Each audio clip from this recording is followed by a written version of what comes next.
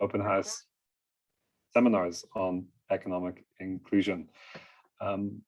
My name is Colin Andrews. I'm the program manager for PEI. Before introducing today's session and before introducing the panel, one very important thing. We do have simultaneous interpretation available in French, Spanish, Arabic, and Portuguese. As the seminar continues, we will make a point of making sure we have interpretation available. So if you look at the button at the bottom with the globe, which says interpretation, please make sure to select your preferred language. If you have any problems with the interpretation or with connectivity, please use the chat box and one of our team will be in touch with you to try and help you out. Just to say a little word, as I mentioned, this is the first of a series of webinars that we will have taking place over the next 10 months on key themes of interest around economic inclusion. In this event today, we feature one of our technical partners at PEI, FAO, and we'll introduce the full team in a moment. So this session really looks behind the scenes at a lot of work that FAO has been leading on economic inclusion and food systems. As a partner, or as a stakeholder in this area, if you are interested in having a similar event, please reach out to us at PEI, and we'd be very happy to discuss and to try and organize. I'd also like to direct you to our Twitter account and encourage you to share news of this event or other proceedings on PEI_global_org. So that's my part of the advertisement finished for today's webinar. Let me move over to content. The issue of food security, food systems, economic inclusion is not necessarily a new issue when it comes to development. In some cases, it's a classic issue. But there are a lot of new issues on the horizon, which really take central stage in today's webinar. So in today's webinar, we will be taking a catch up with some of the latest news from the UN Food Security Systems Summit to understand how that's helping to position the agenda. And we have a stellar lineup of panelists who will be here to present some operational experiences, some country experiences, as well as some particular research experiences as we move through. So I will introduce each speaker in turn as we have them. I believe that the agenda has been shared already. But before we move on, just one or two things. I see already some great activity in the chat box. So please, since we are in a virtual world, it's so difficult to connect. One of the sub-objectives of these events is really to make some personal connections and professional connections. Use the chat box, go into the chat box, just say who you are, where you're coming from, maybe what you might be interested in getting out of this seminar, and we'll see how well we can do in moderating those ambitions. I'm going to pass to Benjamin Davis. Benjamin is the director at FAO for the Inclusive Rural Transformation and Gender Equality Division. Benjamin is going to start us off with a little bit of a framing as to why we're here today and some issues that he sees on the agenda before we pass over fully to the panel. Ben, I hope you can hear us okay, and thanks for joining us this afternoon. Great. Thanks a lot, Colin. Thanks a lot for the invitation to everyone to be part of this. I think this is, I think making this link between economic inclusion and food systems transformation is, it's super important, it's super relevant, right? As you said, I mean, food systems, obviously it's an old concept, food systems transformation, it's as well, but I think what is new is that it's become this kind of concept of food system transformation has become part of the driving, it's becoming a driving paradigm, let's say, in the development discourse, right? And in that sense, I think it's relatively new, where it's really become a focus.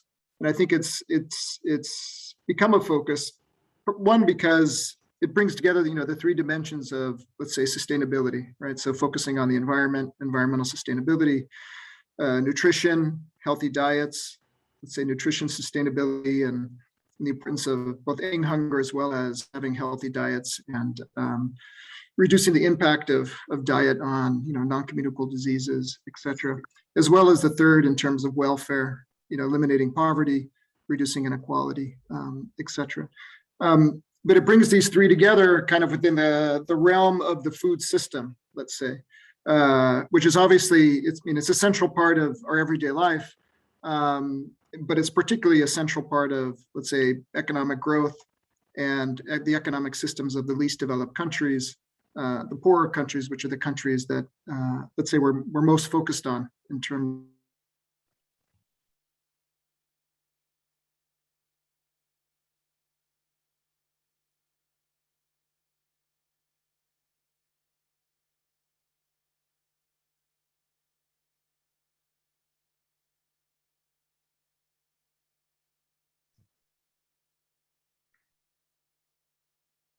Can we hear Ben, or is it my computer? I think we lost him, Colin. We lost him, yes.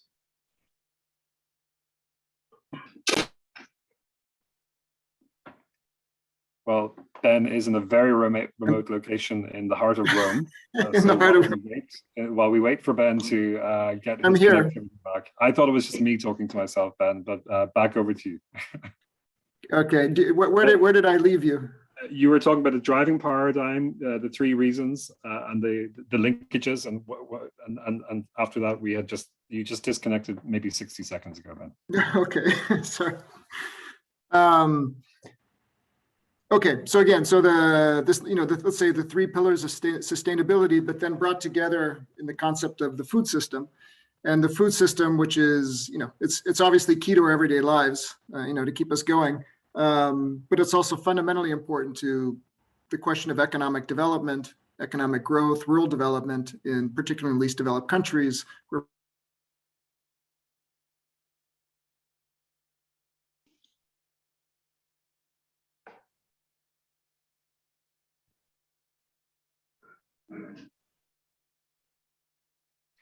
I think we lost him again, Colin. So they say never work with animals and children, but I'm also learning never work with, I don't know. This is so, am I back? Ben, yes, you're back. We'll give it one more go, and if we disconnect you again, I might move on to Omar and reconnect you back after that. But let's give it a go. What could go wrong? Over to you. One more try. This is without the video. Yeah, I mean, this has never happened before. It's weird. Okay, turn off the video. You don't have to look at me in any case, which is just as well. Okay. It's not letting me turn off the video. Okay. Well, I mean, the final point I really wanted to make, right? So it links the production, it links the value chain, it links the creation of jobs, but also very much creates, the connection of rural areas with urban areas, right? Which are fundamental as well, kind of the rural-urban continuum. And I think very much brings in the whole idea of kind of the trade-offs in terms of trying to meet these three goals, okay? And so I think, all the work around economic inclusion is central, let's say, in this process. I think one of our concerns is that a lot of the focus has been very much on more the environmental and the nutritional goals of food systems, and often the welfare side. At least this has kind of been our analysis of a lot of the big studies, the big models, the big discussions. And it's really, none of this can happen unless you look at people's livelihoods and the livelihoods of those living in rural areas and those within the food system who will be driving this change, let's say, right?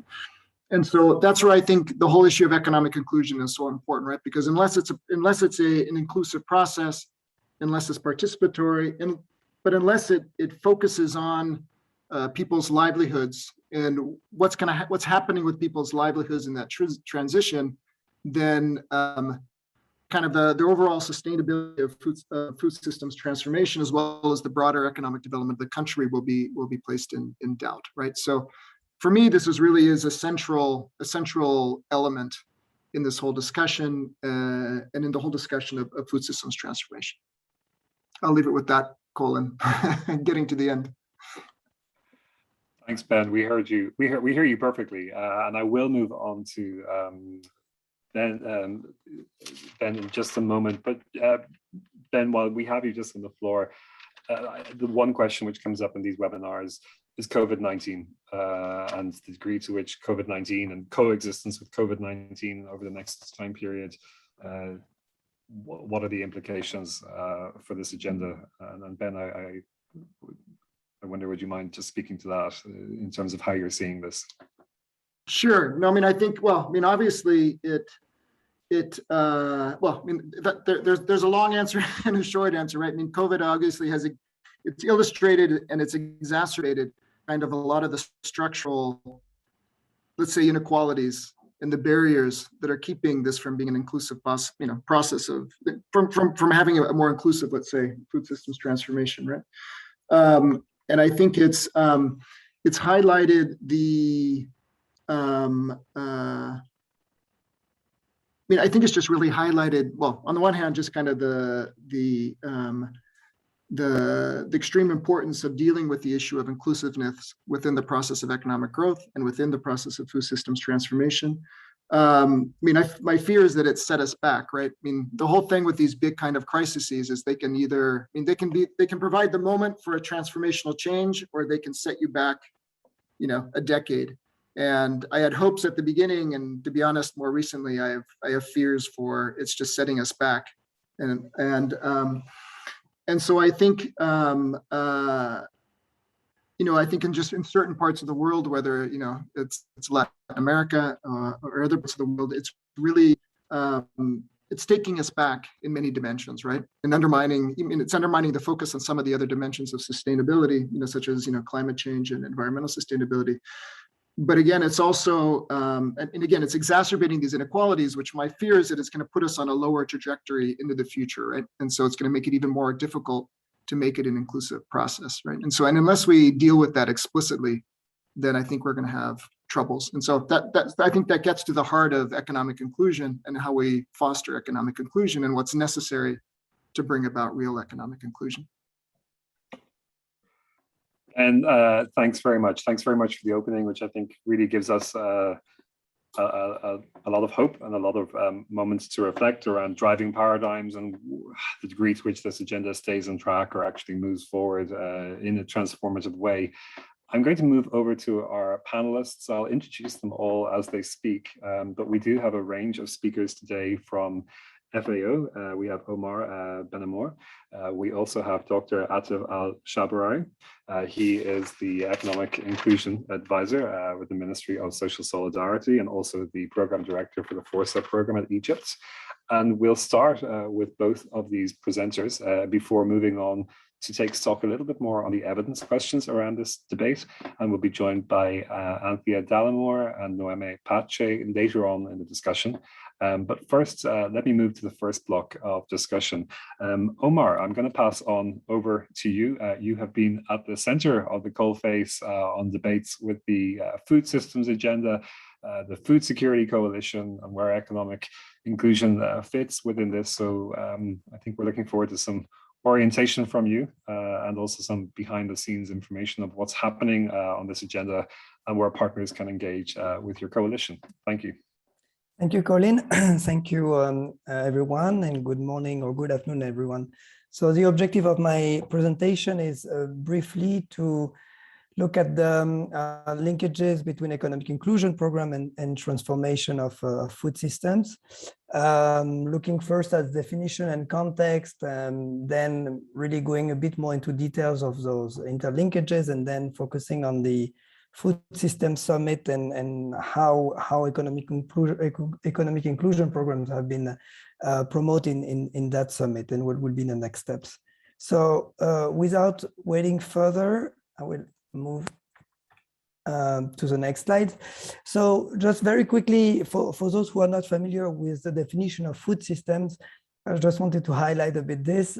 So it means food systems are all the actors and the interlinked activities, whether in production, aggregation, processing, distribution, consumption, and disposal of food products, whether from agriculture, forestry, and fisheries, and also taking into consideration the broader economic, societal, and natural environment. So it's food system also composed by subsystem, which are farming system, waste management system, etc., and interacts with other type of systems that are outside the food system, which are the energy system, the trade system, etc.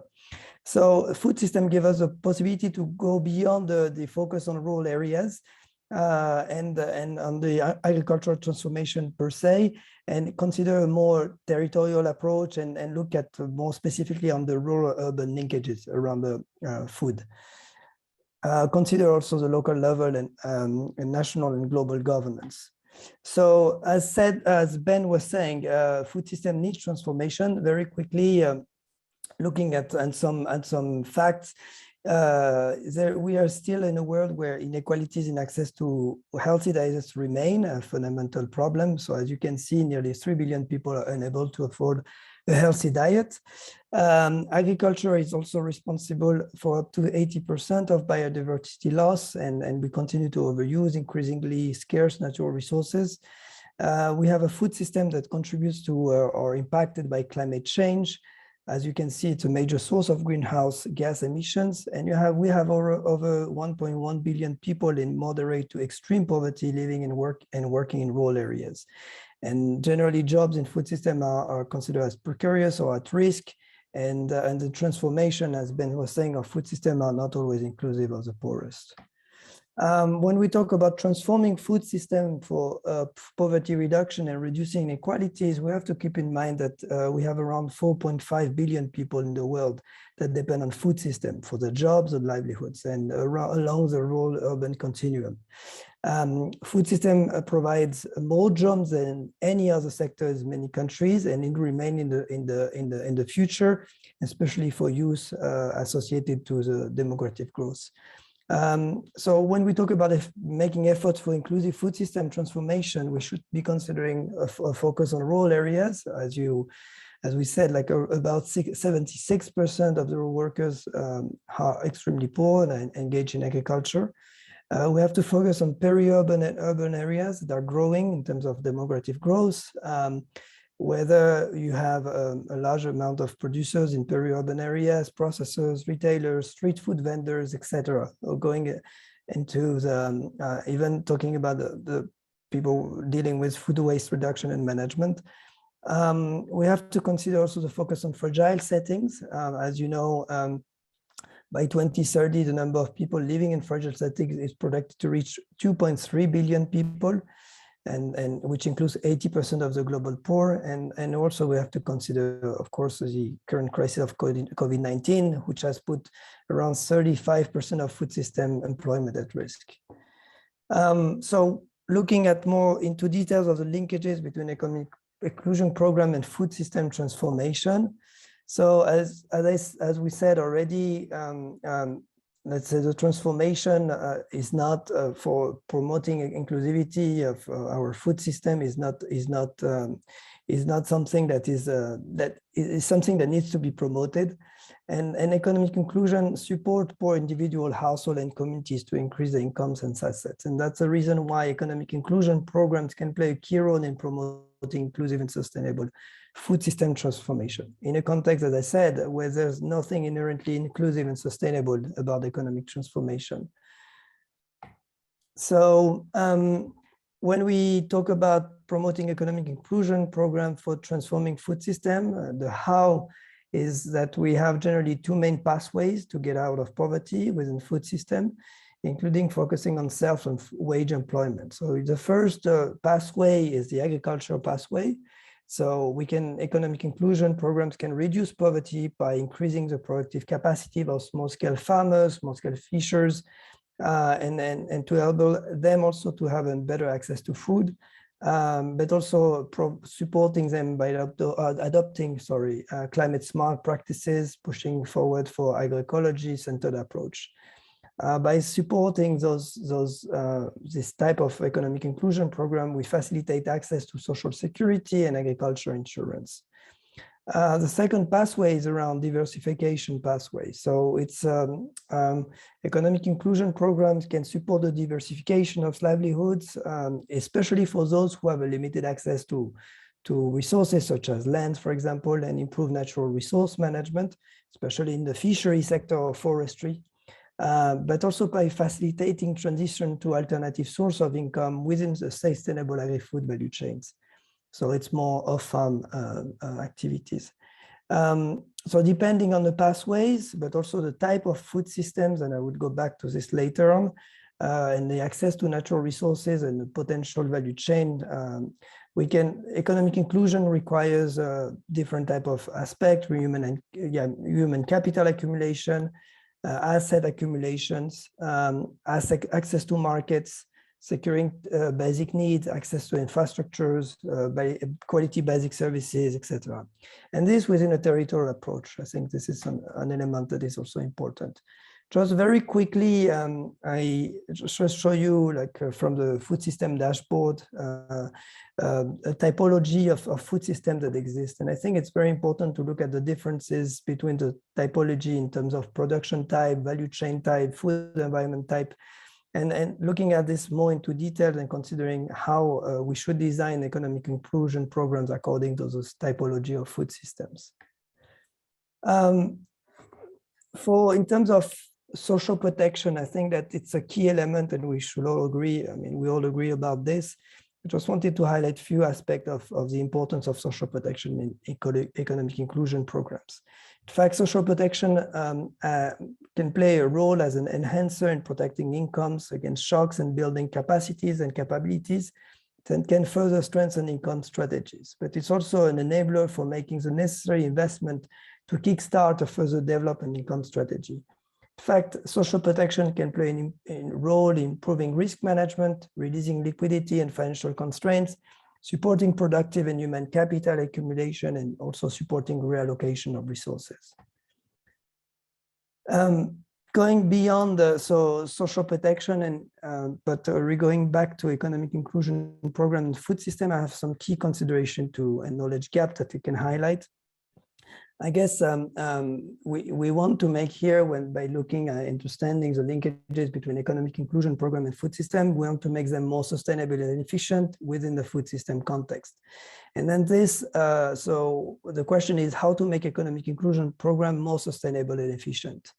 And few entry points for this. I think we can do this by leading to more formalization, promoting of decent work, by supporting access to social insurance, and eventually expanding the fiscal space for social protection, and not only social insurance here, but also for social assistance that can lead to additional economic inclusion program in the future. But also we can think about how the ways to better consider typologies of food system and promote better the urban rural continuum through a territorial approach, and considering also the limitation of the market size. We can also make economic inclusion program more sustainable and efficient by focusing on wage workers, who are generally the poorest, youth, women, and also focusing on peri-urban and urban areas. I think it will be a key challenge in the future, in parallel to the transformation of food system, but also in parallel to the demographic growth and migration.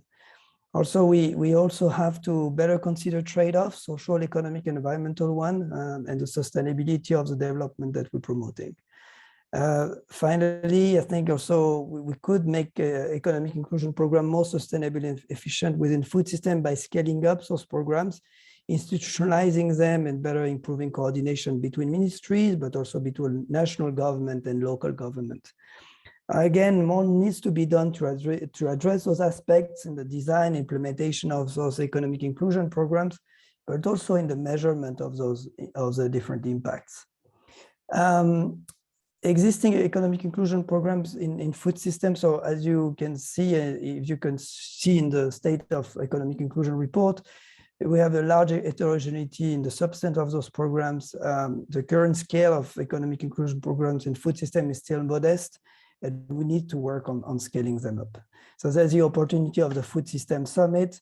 Very quickly, so during the preparation of the Food System Summit during this year, 2021, a large part of the members that were working on this summit were focusing on the livelihood aspect, advancing on equitable livelihood. So there was an action track 4, and there was a specific solution that we supported with PEI on economic inclusion. Additional solutions have been also formulated that are referring more or less to economic inclusion, such as one on decent work, youth employment, green job, gender transformative approaches, and also territorial approach. The next step is that after the summit, we created a consortium around social protection for the food system transformation with different UN agencies such as ILO, WFP, UNICEF, the World Bank, and additional NGOs such as CARE or GAIN, and national governments supporting this idea. And the solution around economic inclusion has been integrated into the work of this consortium, who will be basically supporting the government in implementing their national pathways for food system transformation. So I think that so far you have around 104 governments that develop their national pathways and put them online at the website of the Food System Summit. And around, I think 30 of them are referring to social protection for economic inclusion. And I think this is a great entry point to promote and institutionalize those programs at country level. So there's also potential, there's a work plan that is ongoing, and we're developing it with the member of this consortium, and there's a lot of potential to work with other coalitions, especially the one on decent work, youth employment, women's empowerment, also agroecology. So yeah, that will be it for me. Thank you very much. And yeah, I'm happy to respond to any questions. Thanks, Colin. Thanks so much, Omar. There are a number of partners in this chat box today from CARE and WFP and other organizations who I think have been part of these coalition discussions. Please feel free to share any reflections into the chat box. We will move shortly to Dr. Atif Al-Shabrawi. But before that, Omar, a number of questions are coming in the chat box really connected to this issue of connecting households, communities, and the local economy. So this question of the household linkages and the meso linkages, I think what you had referred to during your presentation on territorial approach. So I think both Meredith in the chat box as well as Joe's had a question. Could you clarify what you mean by a territorial approach when it comes to economic inclusion? So maybe if you could just say a word on that for the next minutes, and then we'll pass over to our next panelists. And everybody else in the chat box, please keep questions coming. If your questions are in Arabic, if they're in French and Portuguese, please list them in your native language and we'll have them translated in the background. Thank you.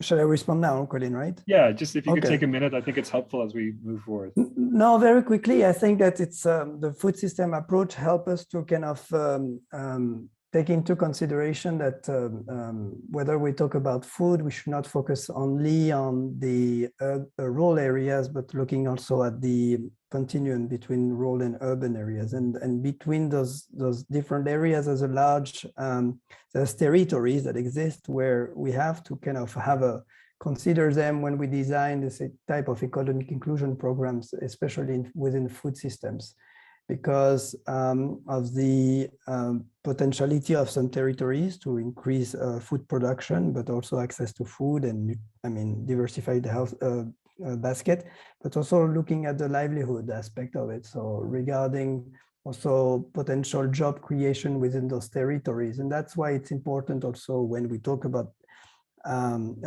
promoting economic inclusion programs that they move beyond the project dimension, focusing on individuals only or households or communities, but looking at the overall system and considering the potential impact that we can have or we would like to have on this system at territorial level. So that's just a key, yeah, a quick answer to your question. So over.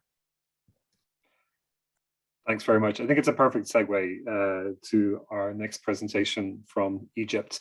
The SEI report really put a spotlight on the surge of government-led programs moving in this area of economic inclusion, programs looking specifically at food security, around a quarter of those programs that were assessed, but then also programs having some element of natural resource management and food security objectives, specific interventions around it.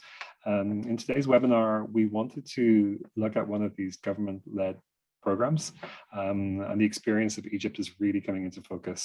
So we'll pass over to our next guest, Dr. Atif, and then afterwards, please keep your questions coming, but we'll probe a little bit more on the evidence side when we're joined by Anthea and Noemi. Dr. Atif, thank you for joining us, and over to you. Thanks, Colin. I really am. I'm thanking PEI and FAO for this wonderful opportunity to speak about what we do in Egypt regarding the economic inclusion and how we try to marry the economic inclusion with food security, food system, and marry different SDGs goals together to get that kind of what Omar mentioned, like inclusivity and sustainability. I will try to be very quick because my presentation might look a little long. I'll start by the context. Why we do this kind of program of economic inclusion in Egypt. Egypt launched it in 2015, a large, massive social protection network of a program named Takaful and Karama, which was in the time of the economic reform, where Egypt passed a huge economic reform. And the program successively went through, let's say, 5 years or more, or 6 years of success, where today we have a huge program including about 3.9 million households, representing about 15 million individuals. The program itself has different categories of beneficiary and outcomes, but it seems that the creation of the program enabled the country to have a big database of people who are applying for the social assistance and social welfare. So if you look quickly to the statistics of this program, it's Takaful and Karama, which is a main umbrella of social protection in Egypt, we find about 67% of people beneficiary are in Upper Egypt, which is a rural area in Upper Egypt. We have about 75% of the Takaful and Karama program beneficiary are women.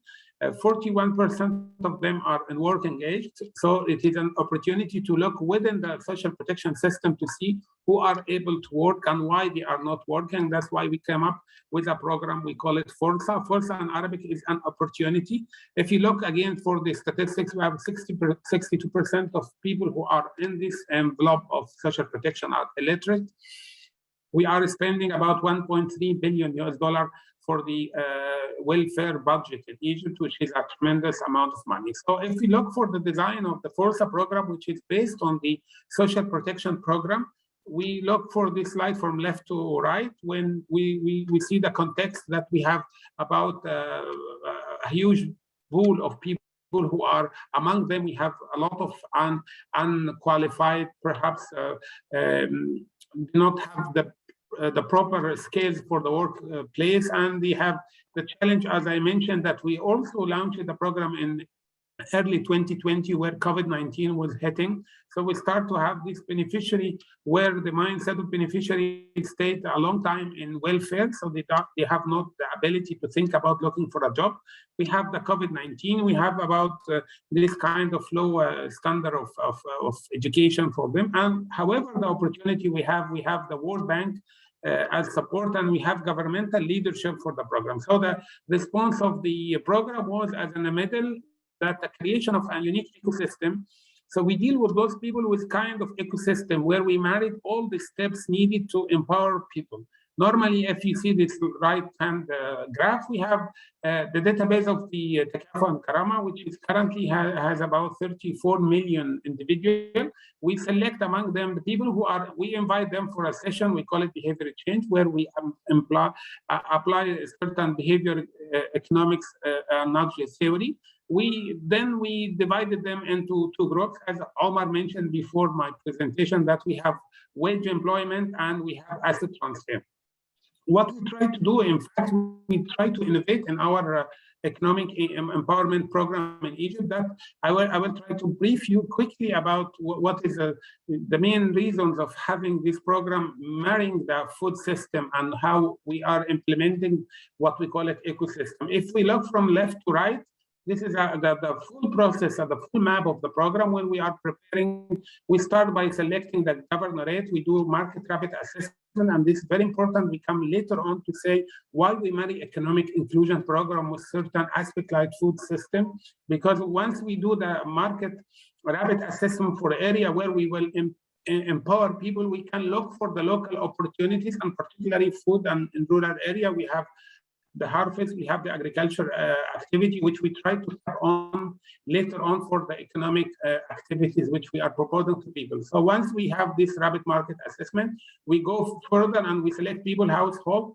we train them, we try to develop the messages which I mentioned, the behavior change message. Then we go for door-to-door campaign to mobilize people. Then we bring them to behavior and motivational session. Then we end by a kind of registration where people will be enrolled officially in the program. Then we offer them either training ended by placement, job placement, or asset transfer and M&E. If you look for the figures, we already started to mobilize about 400,000 candidates who are the full candidates of the program. Among them, we invited 130,000 participants for the session, and we hope to end by 50,000 beneficiaries who are the end beneficiary of the pilot with the World Bank, which I'm describing today.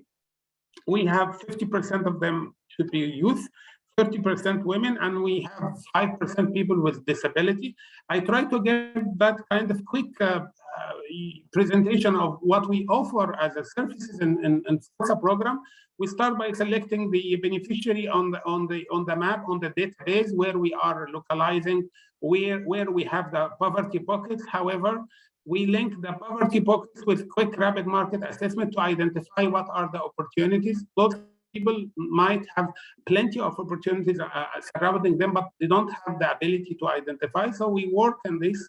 We bring them in session to talk about economic empowerment, to talk about our program, to talk about how you should work and the value of work, and that shift from welfare to workfare. Then we go for this training value chain based. I will describe that in our FORSA program.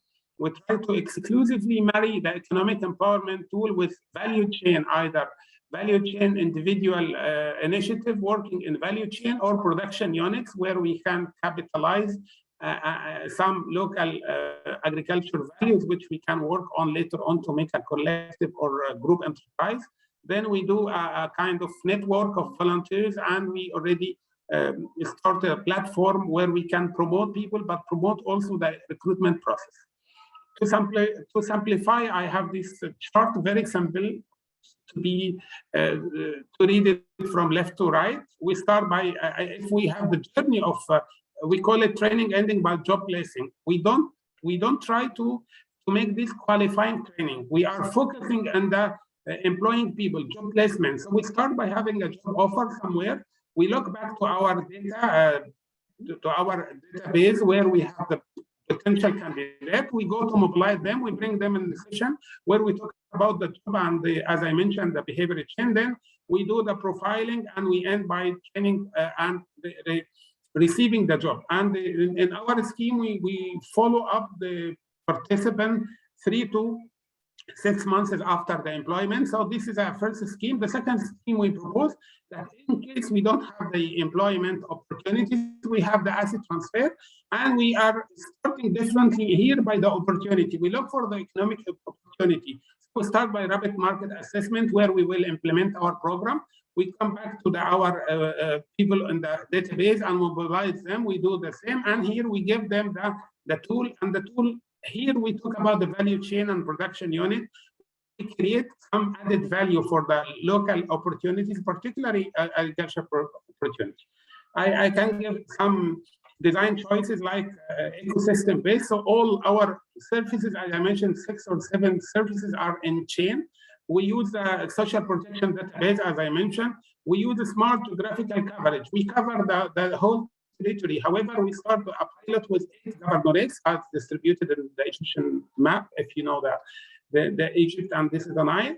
And we do continuous cash transfer. One of the advantage of our program that we don't stop the cash transfer for people who are receiving cash transfer. We do market-driven economic activity, and we do job ending by training ending by job. Sorry.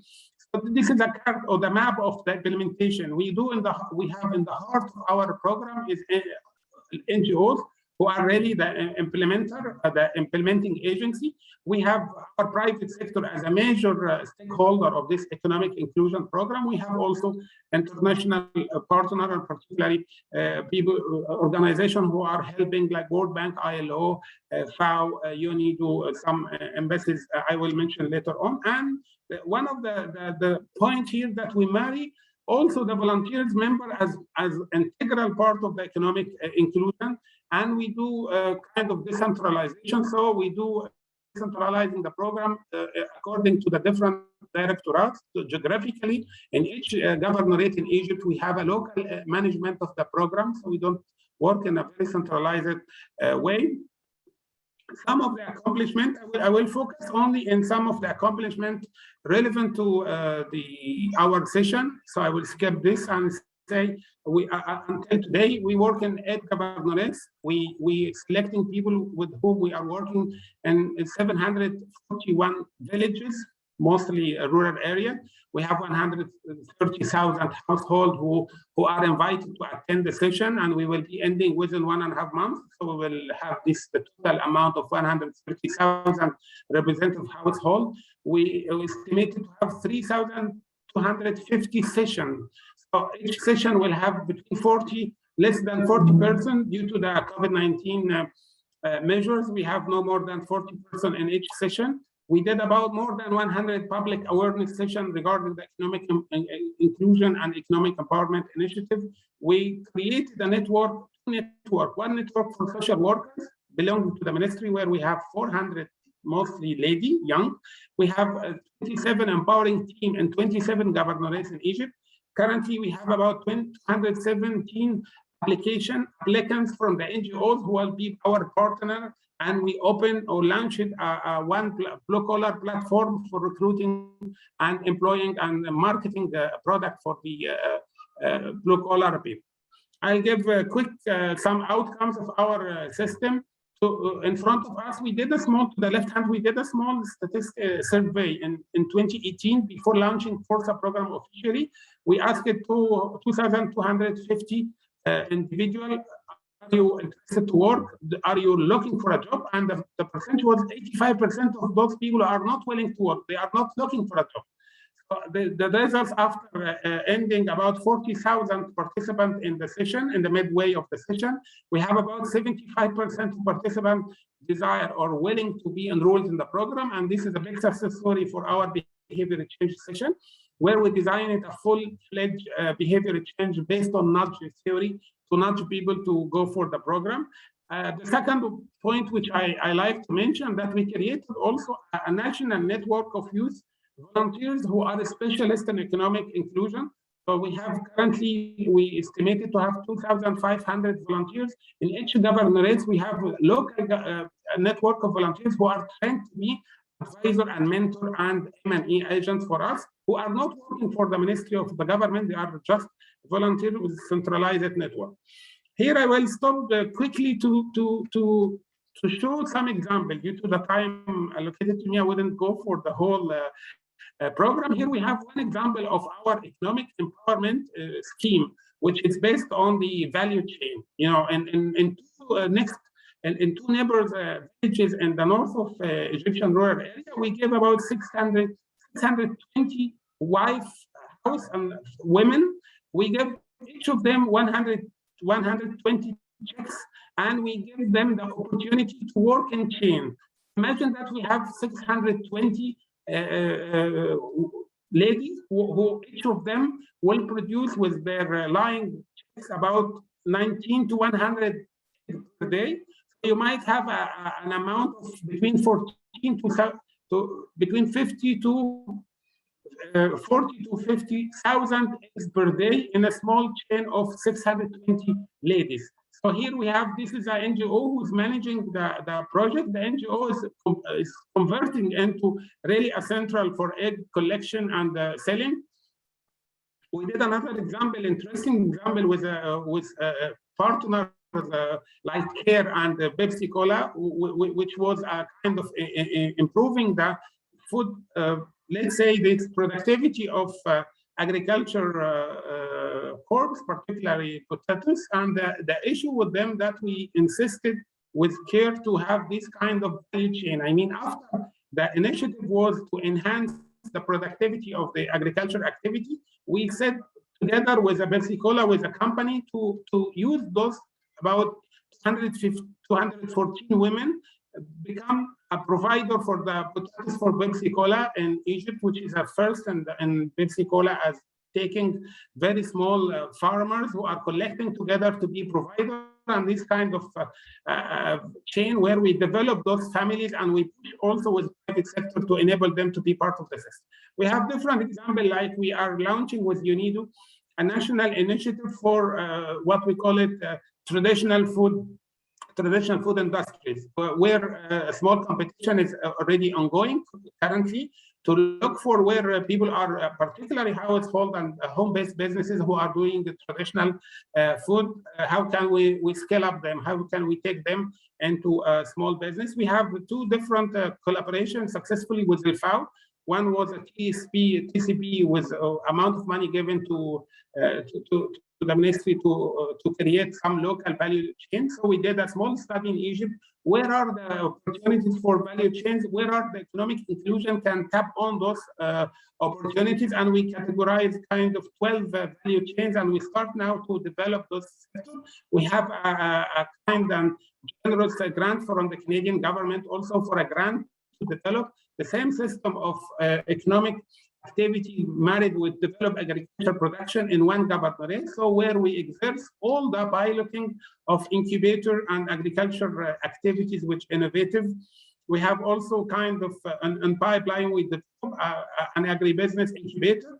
We have a small piece of land belonging to the Ministry of Social Solidarity, and we try to develop the example where we can bring to new ideas, new technology, new systems of production, where we can demonstrate for farmers, for very small farmers, instead of doing home businesses, we can do very protected area like any business incubator, but specialize in agribusiness. And now I will be supporting this. We have also Dr. another collaboration.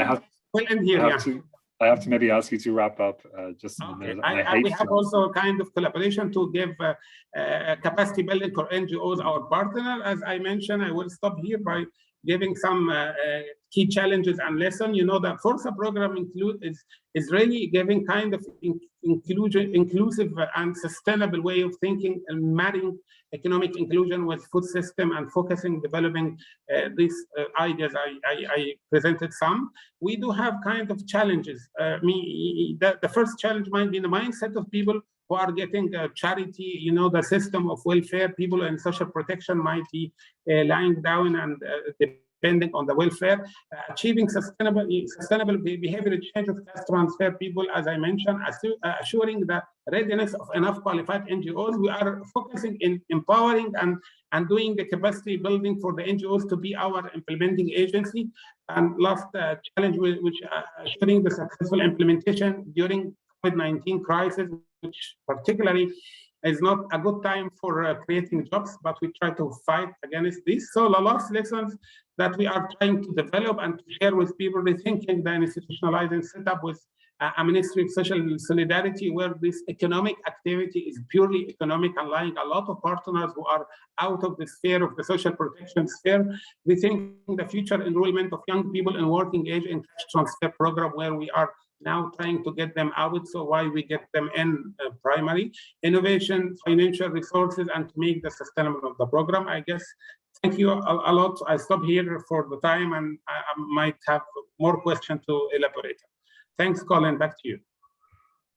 Thank you so much, Dr. Atif. I think we could have had the entire seminar just on this presentation. It's a truly rich presentation, so I want to thank you for that, and I want to thank you all for your great partnership with PEI and many other organizations. Dr. Atif, there are a number of questions in the chat box, but I'm going to come back to you in the discussion part of the conversation. But there are certainly questions that we'd like to come back to you on around the value chain approach and around your intersection with communities. So after we hear from the next couple of speakers, I will come back to you on a couple of those questions. But just before I go to those speakers, as chair, Dr. Atif, I will take the luxury of asking you a question. One of the very striking parts of your presentation was your slide and your institutional setup and some of your key statistics, which pointed out to the level of interaction you have with many within different ministries, but also across development partners. So you have a huge amount of interaction with FAO, with USAID, with the World Bank and other organizations. And I think this is a key part of these economic inclusion programs, which spread across different ministries.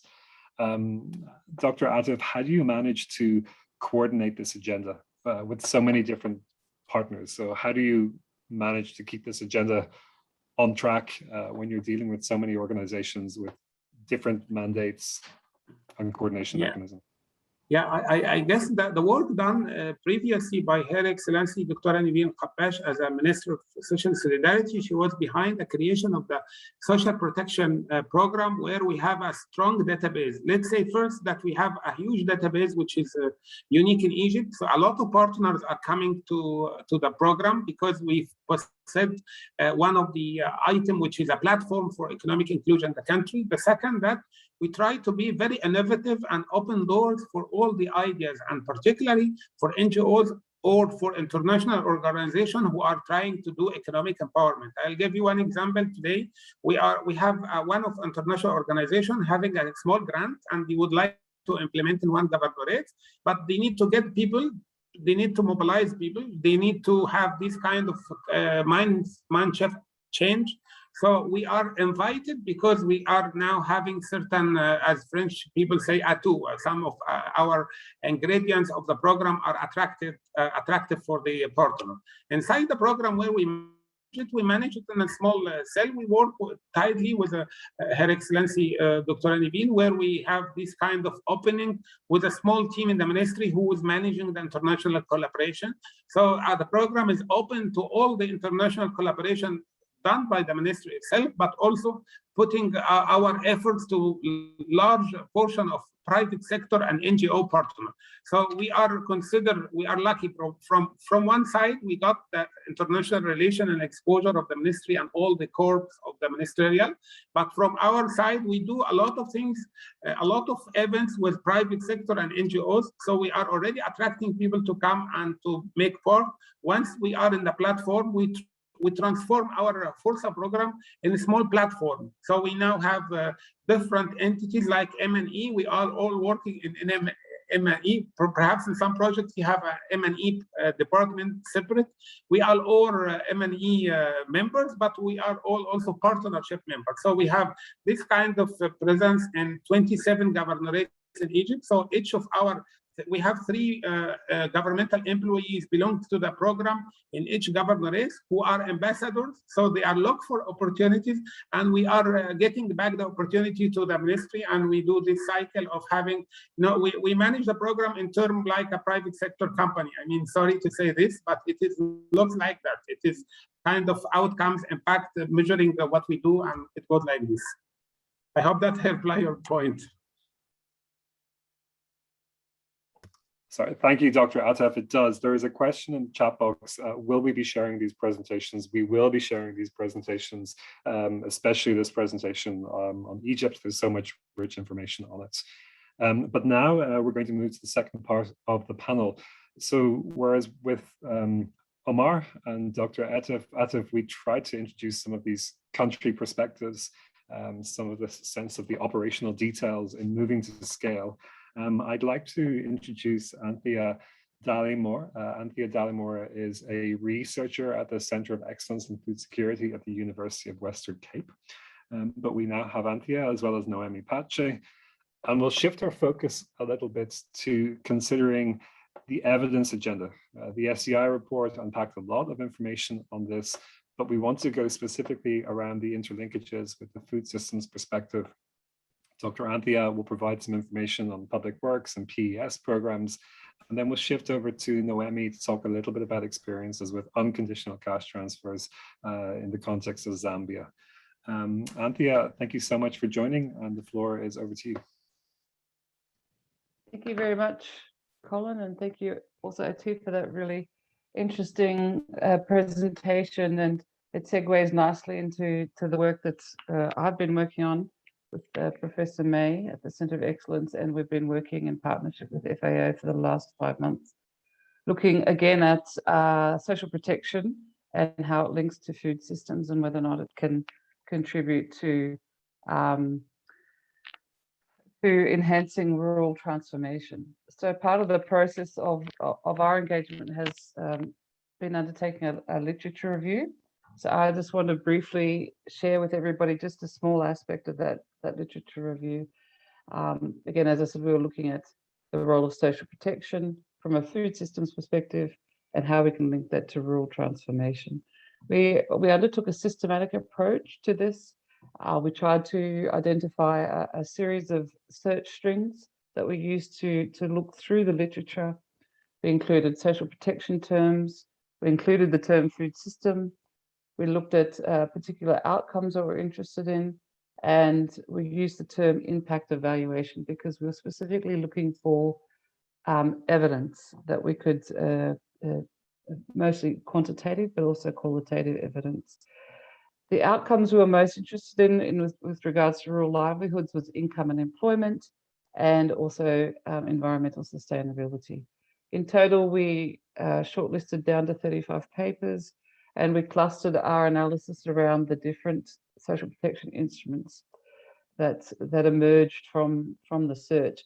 They're listed below, and in this presentation, I'm just going to focus on 2: public works and payment for environmental services. So public works also includes public employment programs. So from our findings, findings emerged from 4 different countries. In Ethiopia is a very well-known and very well-researched public work program called Productive Safety Net Program, PSNP. Some people on this webinar may have heard of them. In Sierra Leone, we looked at a youth employment program. In India, we had a paper on the National Rural Employment Guarantee Program, and that's also a very highly regarded and well-recognized program in India. And we came across a small paper on the Semil Zero Hunger Program in Bangladesh. So although they were public employment evaluations of public works, the impact evaluations looked at a range of outcomes that they were interested in measuring and understanding, including off-farm and non-farm employment, the accumulation of assets for households. They looked at food security, resilience to shocks. Were households able to diversify their income and therefore move off or away from farm activities? Were households able to engage in crop diversification, which is considered a positive step for environmental sustainability? How vulnerable were households to climate shock, and were they able to make investments in agriculture? So that's an example of the type of outcomes that many of these evaluations are trying to measure. In Sierra Leone, they found out that there was crowding in of non-participating households, meaning that they were also likely to find employment, with an increased participation in females from households. They also measured a notable increase in asset accumulation. On the negative side, there was an increase in student absenteeism, although there was no child labour. In Bangladesh, the program measured improvements in food security and improvements in income generation via livelihood diversification. In India, the NREG study identified that public works programs had led to improved nutrition status of households and allowed for asset accumulation, although they did not identify any investment or improvement in land. The PNSP studies, of which there were 7 in total, found that the program does offer some level of protection of shocks to households, but not enough for severe shocks. It did found in this case that there was crowding out of labor, that it did not promote investments in agriculture, but there was some increase in employment in self-employment, therefore enabling households to move away from agriculture. One paper wanted to understand if the program had helped in crop diversification, and it was not the case, but there was an improvement in livestock holding. So I guess the question is, what can we summarize or say or draw from this aspect of understanding public works and strengthening livelihoods? My title here is Public Works, Too Much for Too Little. So the original intention of public works programs and public employment programs is to allow households to smooth consumption and to protect assets, especially in times of negative income shocks. But what must be remembered in many of these programs, the number of days of work offered is quite modest, it's quite limited rather, and the wages that are provided is quite modest. In the PNSP program, individuals are able to access 50 days of employment, and in India, 100 days of employment. So therefore, public work should not be seen as a substitute for stimulating economic growth and for stimulating employment. Okay, further to this, what is well understood is that public works programs do improve food and nutrition security of households, and they do contribute to building infrastructure, but their ability to enable investment in agriculture and to build resilience is still a contested issue. And also we found that there's very little understanding of what impact the assets are that contribute. When I say assets, so public works programs involve building some public assets, utility, whether it's constructing roads, building dams, irrigation systems, marketplaces. So none of the studies we looked at what impact those assets are having on the local economy or on access to markets. So I think the overall concluding question we had for this is, do we expect too much from these programs, given that the overall transfer to households is relatively modest? I'm going to move on to payment for environmental services here. The title here is win-win or win-neutral. So payment for environmental services, for people who aren't familiar, are an exchange or given to households and communities for protecting the environment. Traditionally, we see a trade-off between nature conservation and economic development, where the two are in contestation. But the attempt or desire for public PES, payment for environmental services, is to achieve two objectives with one policy instrument. The question, therefore, is this a win-win approach to supporting households in their livelihoods and also protecting the environment? So the studies we looked at included payment for hydrological services in Mexico. In Cambodia, there was a land conservation and species protection program happening in protected areas. In Bangladesh, there was a livelihoods alternative program that was aimed at reducing overfishing. In Indonesia, we came across what's quite interesting. It was actually a cash program, a cash transfer program, not a PS program, that actually unintentionally led to the reduction in forest cover loss.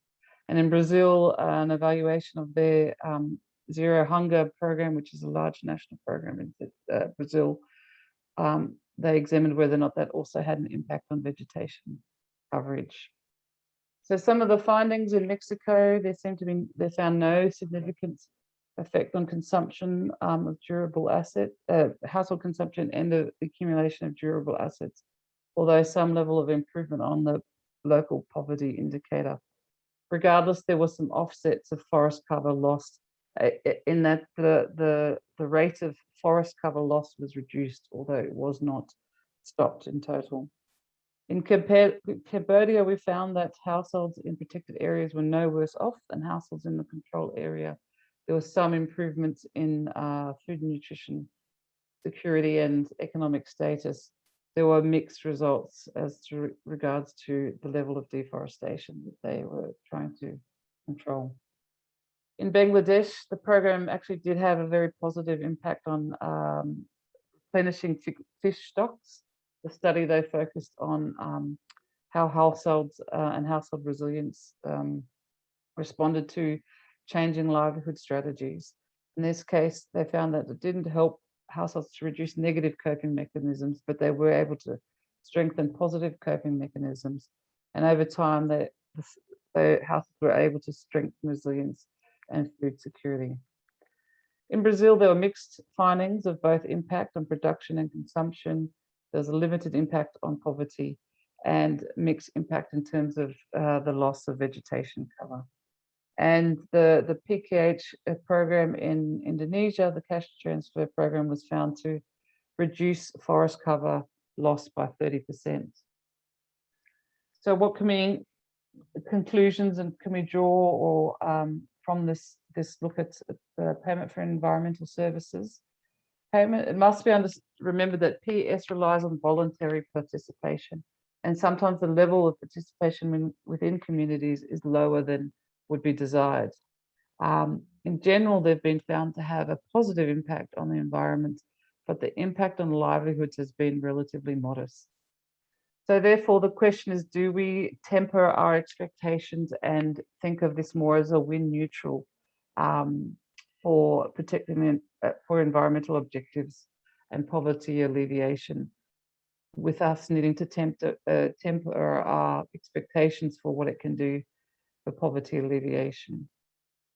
And again, as will be raised further, that meeting multiple goals with a single policy instrument has been shown to be challenging. We wanted to understand what synergies and trade-offs were generated by social protection instruments, and could we learn more about this in particular. One of the challenges in trying to do this is that impact assessments typically measure a very narrow outcome of a singular intervention. And we found that even though we looked and searched for it deliberately, that you don't find studies that consider how this fits within their broader agri-food system. And therefore, studies that consider or measure synergies and trade-offs are very uncommon. We only found a few that did both. We found that we know very little about the actors that are in the other actors in the value chain, whilst the focus has been on production. And we found the most common trade-off to be between agriculture and the environment, which is what I talked about, and that the synergies were really understood and measured. And when they did, this expectation of a win-win was not often achieved, especially in examples of structured demand. I've got one last slide. I know my time is up, so I'll move quickly to challenges and gaps. So one of the challenges is in trying to measure or come up with evidence is that programs are often not implemented as they're intended to. If we want to understand that, we need to look at the duration of the program and the size of the transfer. We need to understand were payments made regularly, were the target population, the population appropriately targeted, and does the social protection instrument offer flexibility in a time of crisis? We don't know enough about the pathways of impact because studies look on the outcomes, we're not looking at the outputs. Sorry, studies look at the impact, but we don't look at the outputs and outcomes along the way to really have a better understanding of the program impact. Finally, the last concluding points on what we don't know so well about is that studies focus predominantly on consumption and production. So we'd like to understand more about other players along the value chain. Diversification is it's something that is promoted as in moving households off away from agriculture, but we don't know much about the pathways of how that could help. We know very little about how we can help farmers to commercialize. We don't know much about how social protection can be used to help non-farm laborers and non-farm workers in rural areas, and its contribution to the contribution of public works assets. We don't really know much about what they end up doing in the short and long term. Thank you very much. Thank you, Anthea. Thank you for a great tour on on these emerging results from your study. Anthea, I think I'm correct to say that your paper upon which this work is based will soon be out in the open and soon be published in the coming months. Is that correct? Correct. Certainly by the end of the year. By the end of the year. So we look forward to also helping to disseminate that work. This is the part of the webinar where those of you with a real interest in research and data get really excited. And I would like to direct you over to the PEI Open Access Data Portal. So it is a really nice resource which provides country information, design and implementation information on over 200 programs. And then when you look through that data portal, it is interesting. 25% of those programs have a public works connection. Half of them have a cash transfer connection. And 90% of them have some form of design parameter around women's economic empowerment. We have just single templates with information on all of these programs, and the data is also downloadable. But I make that point because Anthea guided us a lot through the public works, and we're going to move to Noemi now to give us a snapshot of an unconditional cash transfer program with a very strong focus on women's economic empowerment, which is a really cross-cutting theme around this partnership. So over to you, Noemi. Thank you. Thank you, Colin. My slides should be visible, correct? Yeah. Okay. Good morning, good afternoon, everyone. What I'm going to present now is a study that we conducted in FAO together with Silvio Daidone, Nicola Sitko, and Francesca Viberti. And the focus here is on the impact of a cash transfer intervention on women's economic inclusion. In my division, and also in FAO, many studies have been conducted on the impacts of unconditional and conditional cash transfer on a very large set of outcomes, following both a quantitative approach and a qualitative approach. In this study, we focus on something slightly different, of course, linked to cash transfer intervention, but here we try to provide two main contributions. First, we conceptualized the concept of women's economic inclusion, and we operationalized in an empirical analysis. What we mean here is that we try to define the concept of women's economic inclusion in such a way that is measurable with household data and individual data, following a quantitative approach. And we do that because we want to investigate the impact of an unconditional cash transfer program on the economic inclusion of women in rural Zambia. So we try to link here the literature on unconditional cash transfer, the literature on economic inclusion, and we focus, of course, in a rural setting in which agriculture is the main livelihood activity. Okay, how do we define women's economic inclusion? We define women's economic inclusion as a transformative process that leads to greater income generating capacity while addressing the productive, financial, social, and psychological factors that hinder this process. So we try to define the concept of women's economic inclusion in a very broad way. In fact, we define this transformative process as composed of four pillars. First, productive capacity. This productive capacity is measured in terms of starting non-farm enterprises that are gendered as female in the study region, namely beer brewing, petty trading, and fish trading. And we also measure the productive capacity in terms of the value of asset accumulated for non-farm enterprises, and also the profit generated from non-farm enterprises in rural areas. The second pillar is financial inclusion, and we measure financial inclusion in terms of ability of women to save and also the quantity saved. And also on this topic, there is a large literature that shows that access to more money through saving is a very important way to increase management of risk, also increase resilience of women, and also smooth consumption. The third pillar is what we call social power, and we measure social power as increased decision-making power over personal and also household economic choices, In particular, we focus on the decision-making power over own earning, the partner earning, the major household purchases, and also daily household purchases. And we also construct an index based on these 4 components. Finally, the 4th pillar is what we call psychological assets.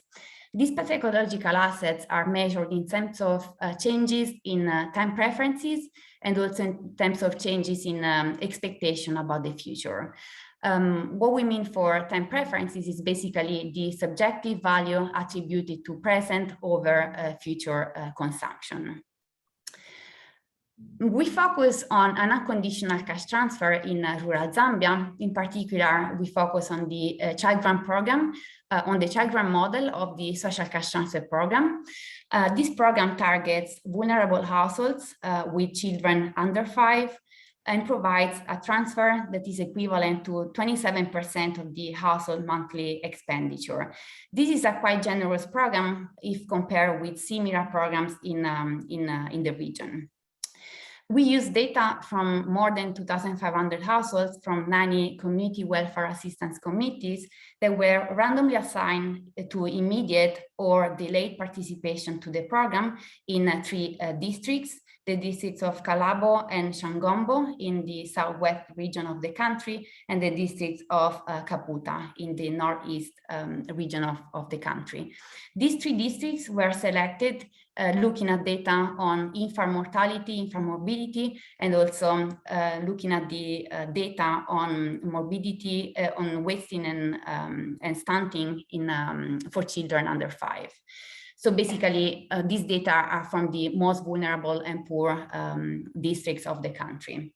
The data were collected during the lent season between September and February, when households have the least amount of food left from the previous harvest. So basically, the period in which households are most vulnerable.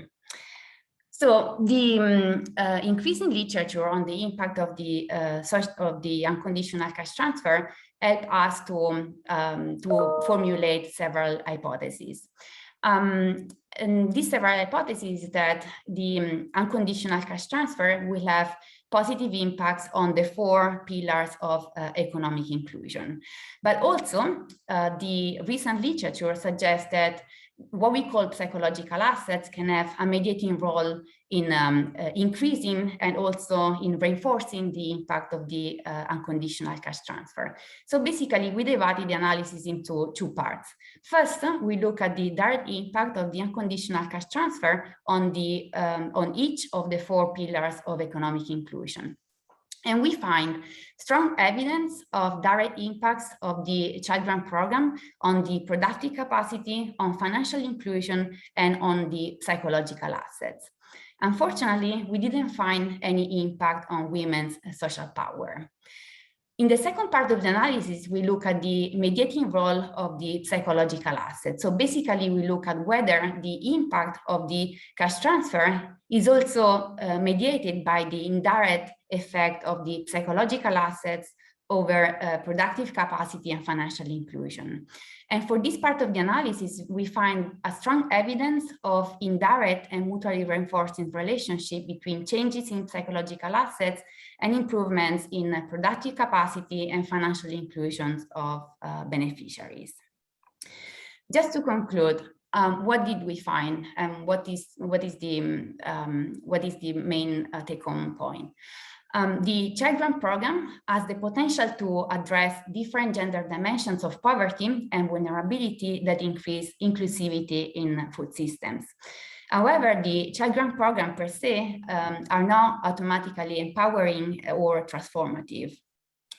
So interventions should be designed to recognize women's productive roles, to alleviate the domestic burdens and support their social and economic positions, besides providing income support for women economic inclusion to be achieved. And to this aim, the cash transfer intervention should be complemented with other kinds of intervention. So cash plus intervention should be implemented to address social and cultural barriers that limit women's decision-making power. In particular, with this plus could be represented by mentoring programs, vocational training, or access to linkages and services. To remain within the time allocated, I didn't go into the details of the model nor the details of the results, but I'm happy to respond to questions or curiosities, if any. Thank you.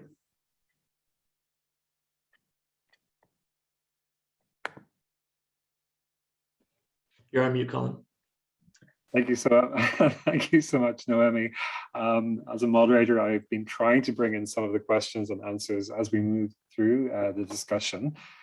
So we will wait to see what questions, if any, come up for Noemi on the work from Zambia.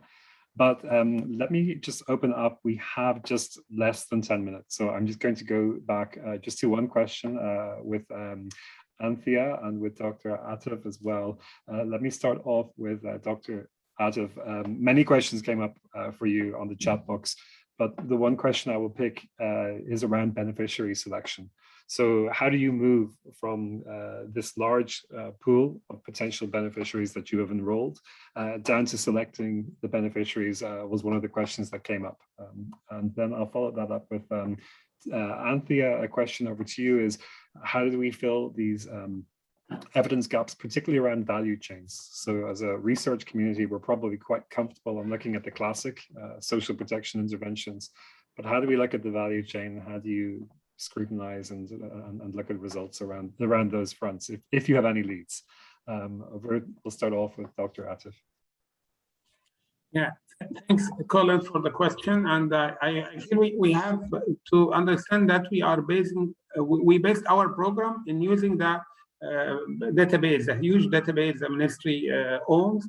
And so we start by identifying the pockets of poverty plus the rapid market assessment. In case we have different layer of programs. We have the pilot with the World Bank with 8 governorates. So we started by studying selecting the 8 governorates. Within the governorates, we selected the villages which have simultaneously certain high pocket of poverty, but they have economic empowerment factors, like having any kind of economic activities, harvest, kind of agriculture activities, which we can build on some value chains and production units. So we start by that. Then we bring the role of the social workers. We have an army of social workers in the Ministry of Social Solidarity who will be going to knock doors and bring people to the session.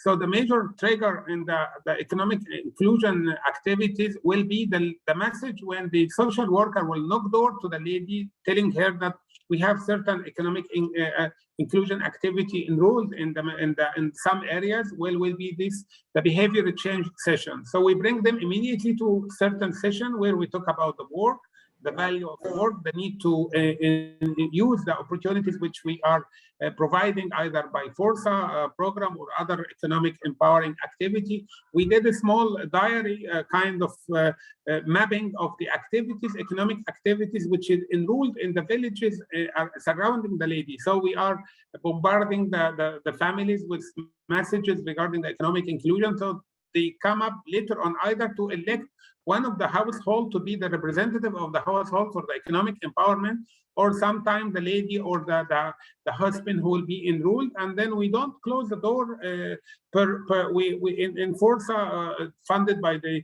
World Bank. We have one representative of household, but now we are opening because we can't find a job for the husband or for the son. So the major trigger to bring people is starting by getting some buckets of people from the database, enrolled some knock door and behavior change session. But also parallel to that, we did a creative initiative to go and with our network of youth volunteers who are going now to knock doors, kind of massive activity to tell people that we have economic empowerment. So we create kind of a buzz where we are in the village. So people start to question what is that kind of activity. So we come up with, let's say that in our pilot, we will give people asset transfer through a grant. So this is a very big opportunity. Second, by the consultation and the directive of Her Excellency the Minister, we decided that we don't stop cash transfer for people who are enrolled in the economic empowerment. And this is new, because before people were having this comfort zone where they got the welfare, so they don't want to get out of it. So we gave them within the nudge certain messages that you will get we'll keep your cash transfer, we'll give you an asset, we'll employ your son. So there is a movement of people who are coming, okay, they let down their welfare and they are ready to have it voluntary, to let it down and to go for economic empowerment. I guess we have a good army of people as ambassadors. That's it. Thank you. I think food for thought from many other frontline program implementers there in all of these design considerations and reaching out to beneficiaries. I'm just going to pass the floor back over to Anthea. Lots of specific questions for you, Anthea. I know you can address in the chat box, but over to you on this question on value chains that seems to have come up. Thank you. Thank you. I think it's a really good question, and I think impact evaluations are a result of programs, and our programs traditionally focus on producers and concerns about the welfare of poor. Therefore, we're looking at them as consumers as well. So I think the approach has to be people asking questions about other aspects of the value chain leading up to aggregation, manufacturing, and possibly waste that might involve moving along the chain into rural urban linkages as well. So I think it's a matter of some people, some research funding, but I think also when we're designing our programs and our interventions to look at how can we move up the value chain or down the value chain, depending on, and have a broader look of the intervention that we want to do, and therefore the impact that we want to measure during that intervention.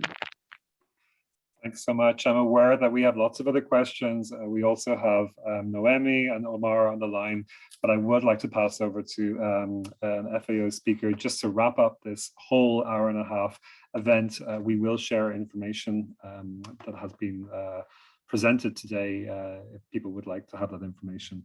Just before I close, two things. Like I said, this is the first of a series of webinars. Save the date for November 11th. The World Bank and BRAC will be hosting a webinar focused on urban economic inclusion. And I understand the themes for December and January are already focused for cost effectiveness as well as behavioral change. A lot of discussions today on the behavioral change aspect. So you'll be hearing a little bit more about those dates. I'm going to pass over to Gala just to run up a survey and to give us a couple of final takeouts so we conclude this webinar on time. But before that, let me give a very special thank you to all of our speakers, to Ben, to Omar, Anthea, Atif, Noemi, and also to Gala and Claudia, Renata, and Yelena for organizing everything so effectively today.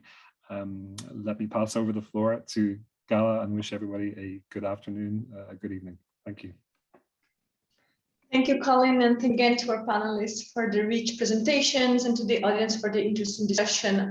So just to wrap up really quickly, we hope that in further highlighting the key role of economic inclusion programs in reducing poverty and strengthening the poor and extreme poor livelihoods, today's presentation also stressed the importance of embedding these efforts within policies to transform food systems, which is urgent to meet the 2030 agenda, as food systems play a key role in ensuring food security and nutrition, generating income opportunities in rural areas, and mitigating and adapting to climate change, if inclusive of the rural poor and extreme poor.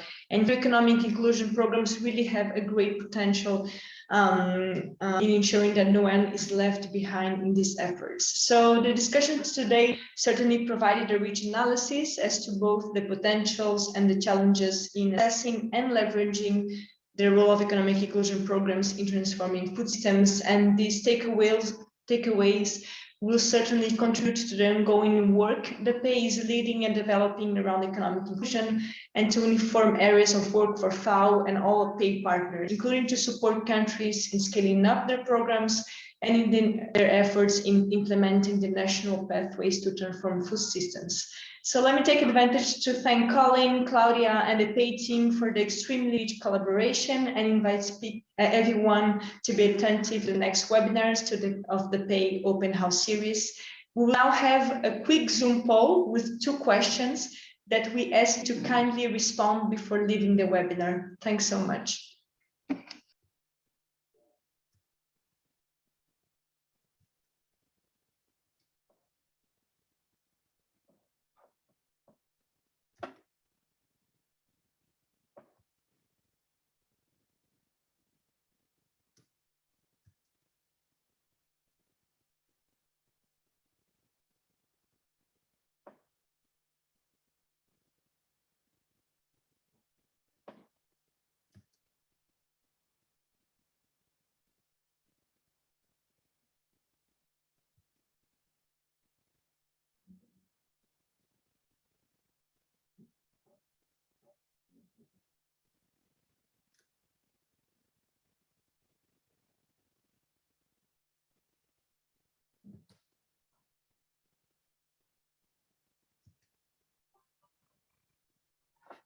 Thank you. I think that's a wrap, Gala. Thank you, everyone. Have a good morning or afternoon, wherever you are, and looking forward to the next session of the PEI Open Webinar series.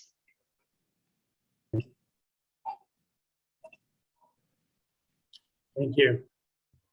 Thank you, everybody. Thank you. Bye. Thank you. Bye-bye. Bye. Thanks, Colin. Everyone, thanks. Bye-bye. Bye. Thanks very much. Thank you and goodbye, and thank you, Colin. Anthea, I Gala. enjoyed your presentation. Thank you. Thank you. Thank you. Thank you very much. Bye-bye.